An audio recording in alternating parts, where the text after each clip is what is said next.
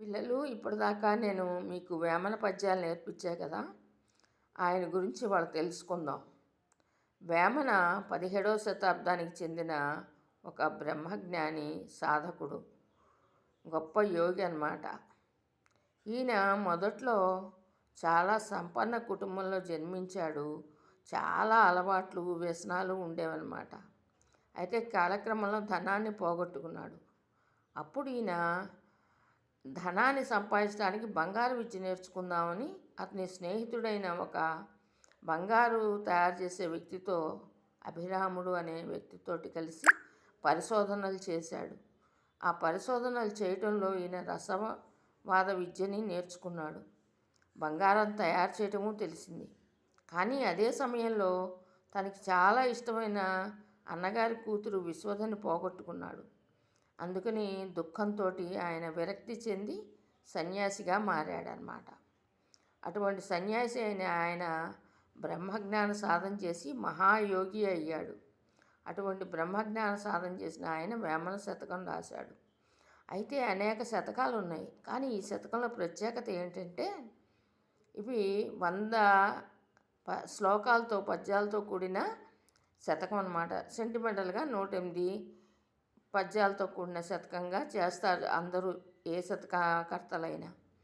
ఈ శతకంలో ప్రధానంగా 4 లైన్లు ఉంటాయి.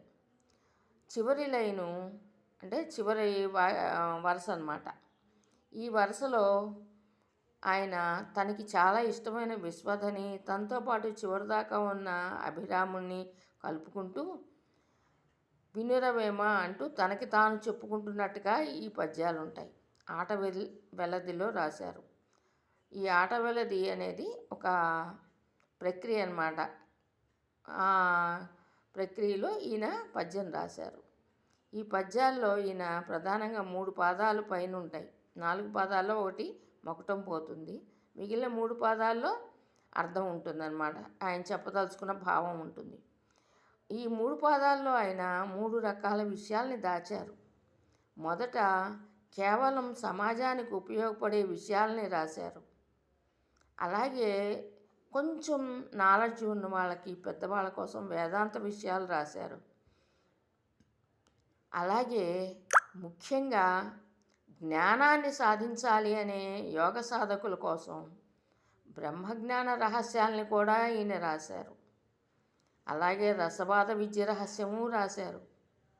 ఇవి బాగా నాలెడ్జ్ ఉన్న వాళ్ళకి మాత్రమే అర్థం అవ్వాలని, మామూలు వాళ్ళు దాన్ని తప్పుగా అర్థం చేసుకుని తప్పుగా వాడతారని ఈయన రహస్యంగా రాశారన్నమాట. మామూలుగా అర్థమయ్యే వాళ్ళకి లోక విద్య ఇది, లోక జ్ఞానాన్ని ఇస్తుంది. కొంచెం వేదాంతులకి వేదాంత జ్ఞానం ఇస్తుంది. మరింత లోతుగా స్టడీ చేసే వాళ్ళకి రసవాద విద్యని, బ్రహ్మజ్ఞానాన్ని అందిస్తుంది అన్నమాట. అందుకనే మిగిలిన శతకకర్తల కన్నా ఈయన భిన్నమైన వాడు, గొప్ప యోగి, జ్ఞాని అన్నమాట. మనకి ఎంత 4 లైన్ల పద్యంలో 3 లైన్లు ఆయన ముఖ్యంగా ప్రజల కోసం రాశాడు. ఆ 3 లైన్లో 3 రకాల అర్థాలని దాచిపెట్టి రాశాడు మన కోసం. అంత గొప్ప వ్యక్తి. అటువంటి వేమన గురించి మనం తెలుసుకుంటున్నాం, ఆయన దగ్గర నుంచి నేర్చుకుంటున్నాం. అర్థమైంది కదా. Thank you. ధన్యవాదాలు. నమస్తే.